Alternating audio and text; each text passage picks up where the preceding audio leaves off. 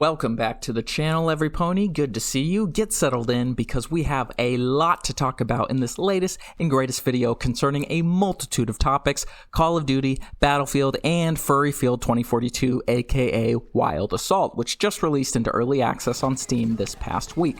Before we get into my brutally honest review of Wild Assault after 6 hours of playtime, I noticed that 99.9% of my hundreds of thousands of viewers are not subscribed to the channel. Be sure to remedy that huge problem by hitting the subscribe button with full force. Anyway, let's get into topic number 1, Wild Assault. Background gameplay would have been Wild Assault had the game not crashed when I went to record it, but I digress. This game is a 20 versus 20 big team third-person shooter featuring anthropomorphic heroes. And we all know the drill with these hero shooters. At this point, each hero brings their own abilities and weapons to contribute to the battlefield. Pressing question though, is it worth your money at this juncture? The game is selling for $13.49 at the time of this recording, and I gotta say, if you want the too long didn't watch review, do not buy. Why is that? Well, for one, you have to look at the game's contemporaries and ask yourself, is this game doing anything better or novel in some way? The answer is simply no. Let's look at the features. Competitive PvP with big teams. Battlefield does this better with 64 players and no bots. More on that later. Another feature, the networking and character variety. Overwatch and Valorant, free games by the way, completely outclass this game in both aspects. Want to play on a US West server? Too bad. The game has US East only for North America. What about the tick rate? Horrible. Surely sub 30 tick rate. We're talking super bullets, getting killed behind cover, having kills finally register long after you've mag dumped somebody, etc. As much as I don't care for Overwatch and Valorant, the networking in those free games feels very consistent, and the amount of heroes to play has Overwatch 42 and Valorant 27, delivering considerably more gameplay variety than this, which only has 10. Let's discuss the third-person shooting mechanics.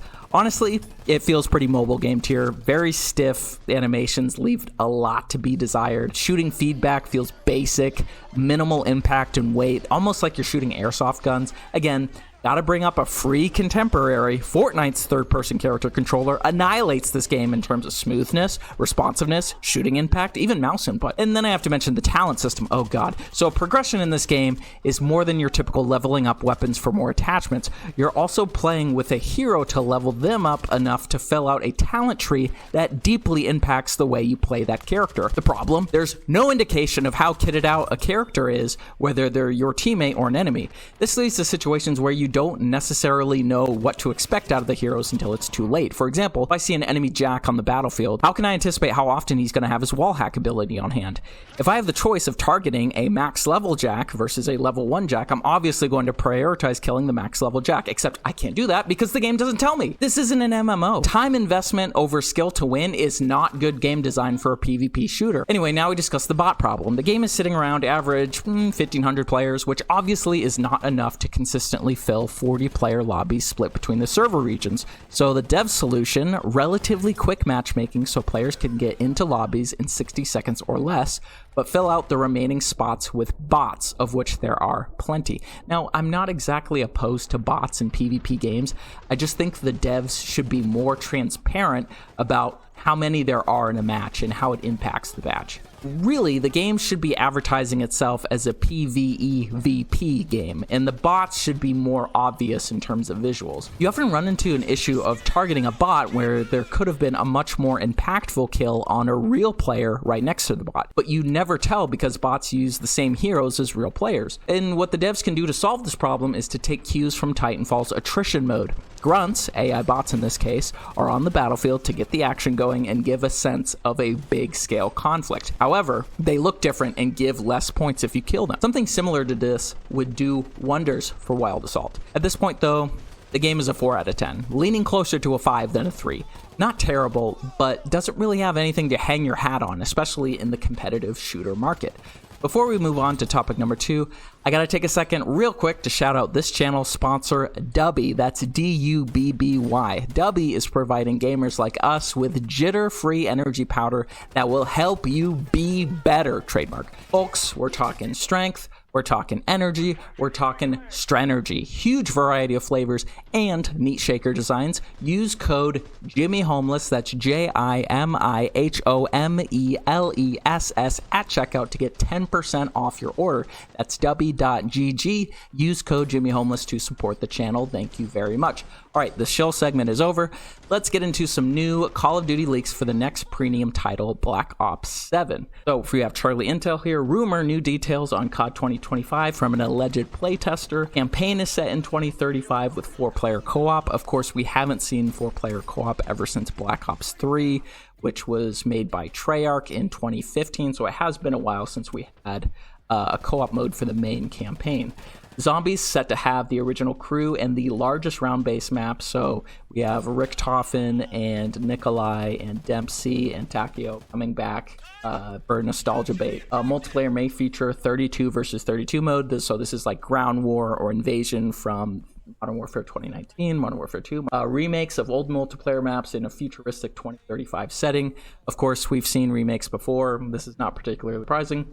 And BO6 items carry over. So this is the carryover system from Modern Warfare 2 to Modern Warfare 3. Remember how we kept the bundles, the guns, the operators. They're doing the same thing, but from BO6 to BO7. Next, we have a report that Activision and Raven Software are excited with the numbers they've seen for players returning and playing Warzone after the launch of Verdansk. The update has exceeded expectations. Xbox Game Pass / PlayStation Store numbers are, quote, off the charts compared to what they were. They have even seen an uplift in Black Ops 6 sales and downloads because of the update. They are talking about showing more restraint with Warzone for skins / bundles / microtransactions. Crossovers are, quote, printing money, but they hear the criticism that the game is starting to look stupid. Well, the problem is that if it is printing money, then we're not really going to see a change, regardless of the criticism. So, the game is doing well because of the Verdansk update, but you would think the game is dying if you had the misfortune of reading tweets from the streamer / esports crowd who are not happy about the Verdansk update, such as Miss Penny Gadget here. Oh, I have the opportunity to get a kill you didn't earn or deserve. Is this where we're at, where skill doesn't even matter? They're gonna finally kill off fans who play every day and be left with once-a-week casuals they love so much, wondering why their game is dead. People failed to realize is that the game died in the first place because they catered to the people who play 8 hours a day and wear sweatbands while they play.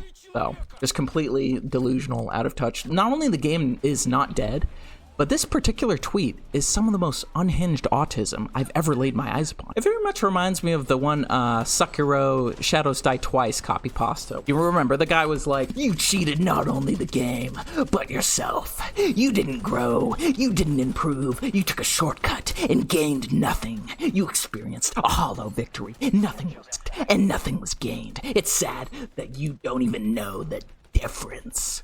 So, you know, shit like that, and esports players being flabbergasted at casual players finally getting kills for once is AUTISM. This is autism. Like, seriously, I'm diagnosed autistic who love Sonic, My Little Pony, even the Lion Guard. A post like this, it's just too much.